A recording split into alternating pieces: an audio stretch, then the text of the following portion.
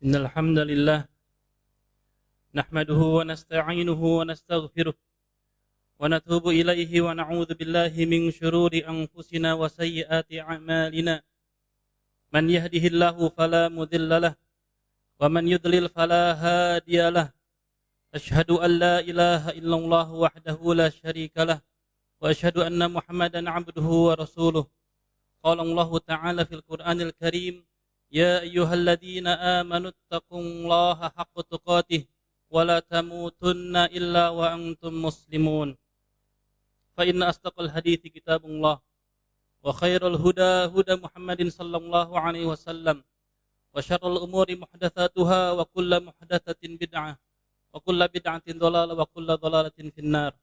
Ma'asyiral muslimin, jamaah salat Jumat rahimani wa rahimakumullah. Usikum wa nafsi bitaqwallah.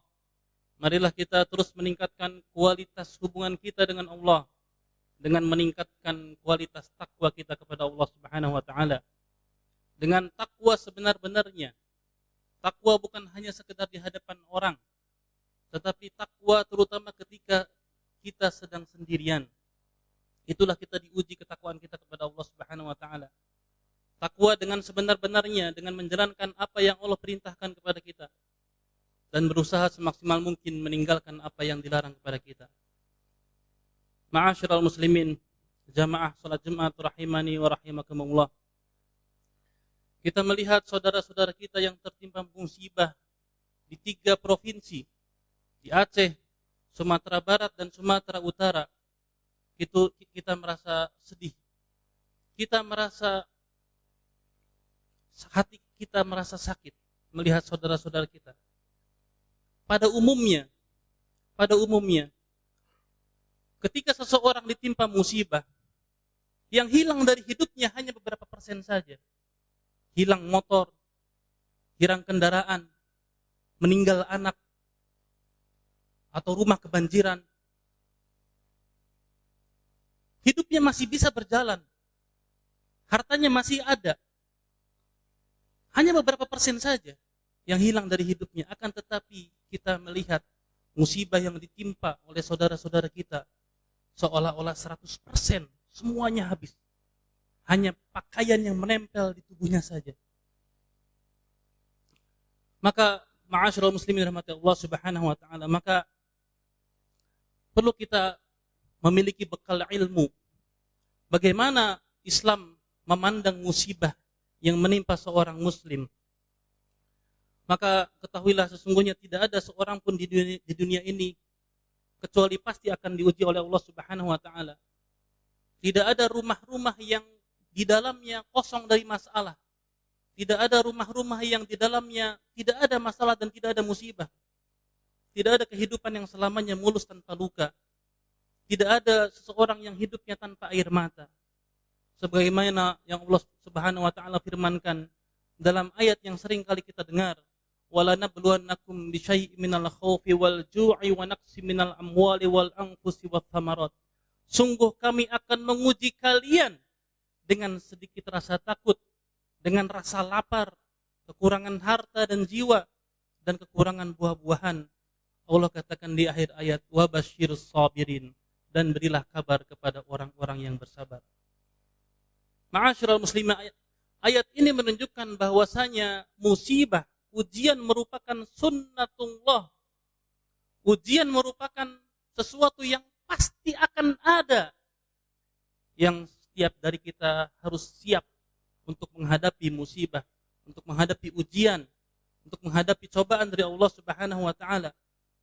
Dan ujian bagi seorang muslim adalah untuk membersihkan dosa-dosa, untuk mengangkat derajat. Ayat ini merupakan pertanda, kepada kita semua bahwasanya tidak ada manusia yang akan selamat dari ujian. Ujian pasti akan mendatangi manusia tanpa mengenal usia, baik muda ataupun dewasa ataupun orang tua. Ujian tidak mengenal jabatan. Orang yang memiliki jabatan atau memiliki kekayaan atau bahkan orang-orang yang miskin, bahkan bisa jadi orang yang kaya lebih besar ujiannya daripada orang-orang miskin. Dan ujian yang turun bukan untuk menjatuhkan manusia, akan tetapi untuk menguatkan iman, untuk menguatkan jiwa, untuk mendewasakan manusia, dan untuk membersihkan dosa dan mengangkat derajat. Bahkan musibah itu bukan pertanda Allah Subhanahu wa taala benci kepada seorang hamba. Karena sebagian manusia, sebagian orang memandang atau merasa ketika musibah datang berarti Allah murka. Padahal tidak selalu demikian.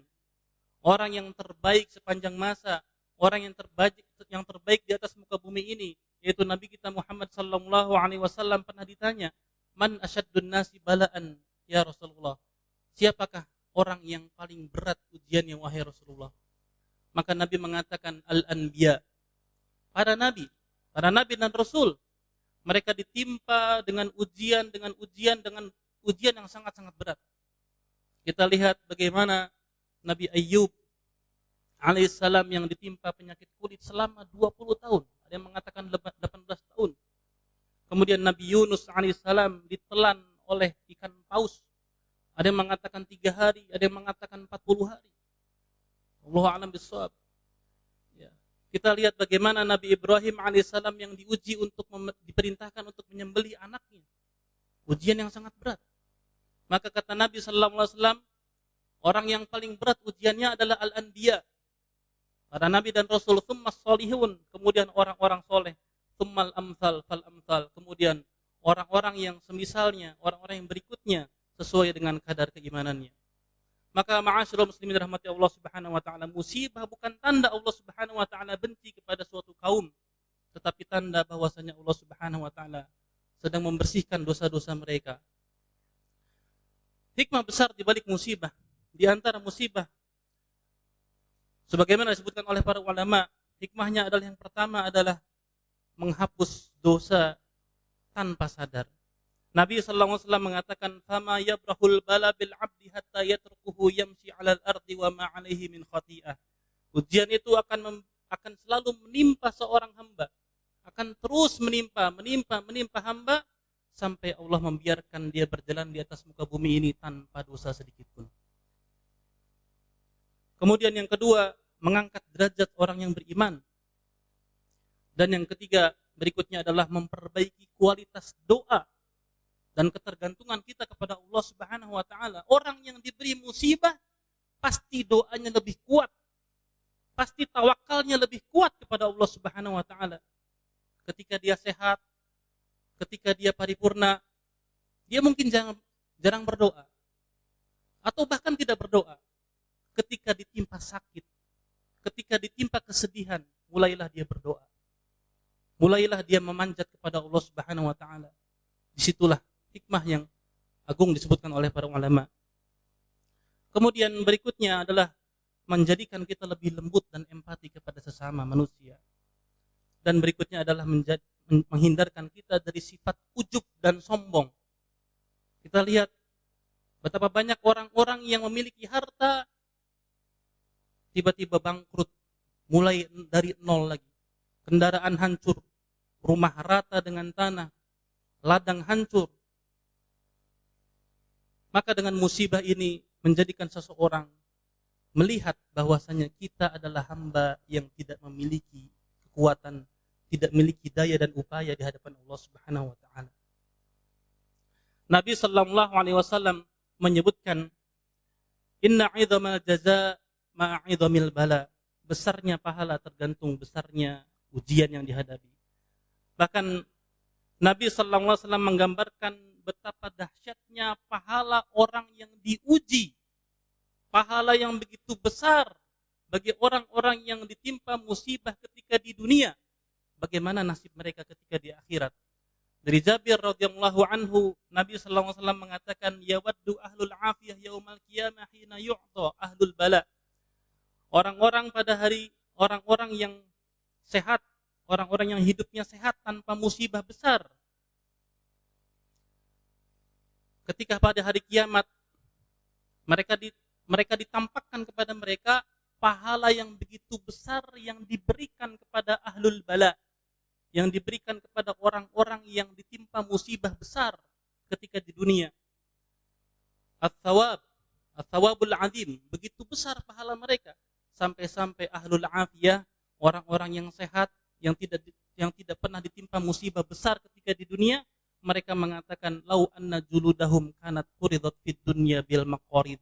Seandainya mereka berharap seandainya kulit-kulit mereka dahulu digunting di dunia, digunting-gunting di dunia. Kenapa? Mereka mengharapkan musibah dan bala. Karena ketika di akhirat mereka melihat ternyata pahala yang begitu besar yang diberikan kepada ahlul bala. Subhanallah, musibah yang membuat kita menangis di dunia justru akan menjadikan kita tersenyum di akhirat jika kita bersabar terhadap takdir. Ma'asyiral muslimin rahimani wa rahimakumullah. Ketika musibah terjadi, manusia sadar betapa lemahnya dia. Tidak ada yang benar-benar kuat, tidak ada yang bisa menghindar dari ketetapan Allah Subhanahu wa taala. Disinilah kesempatan kita untuk menghidupkan tawakal, menghidupkan doa yang kuat kepada Allah Subhanahu wa taala. Semakin yakin kita kepada takdir, semakin kuat kepada takdir, beriman kepada takdir baik dan buruknya.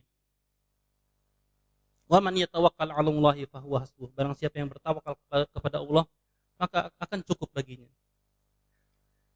Innallaha wa malaikatahu shalluna 'alan nabi. Ya ayyuhalladzina amanu shallu 'alaihi wa sallimu taslima.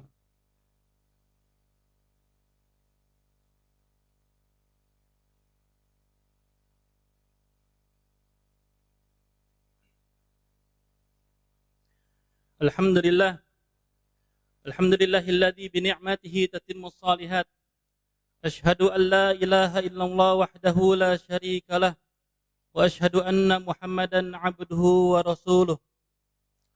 Ma'asyiral muslimin rahimani wa rahimakumullah. Pada kesempatan kali ini, barangkali kita tidak bisa melihat saudara-saudara kita secara langsung ke lokasi yang tertimpa musibah. Tetapi pasti kita bisa membantu dengan doa, kita bisa membantu dengan sedekah kita bisa membantu dengan support kita bisa membantu dengan menyebarkan informasi yang benar, dengan kepedulian yang terus kita hidupkan. Jangan sampai kita hanya menjadi penonton, jangan sampai kita hanya diam saja melihat saudara-saudara kita. Ingatlah Nabi sallallahu alaihi wasallam pernah mengatakan, Allahu fi aunil abdi maka al-'abdu fi 'auni akhihi. Allah akan terus menolong hamba, Allah akan terus membantu seorang hamba.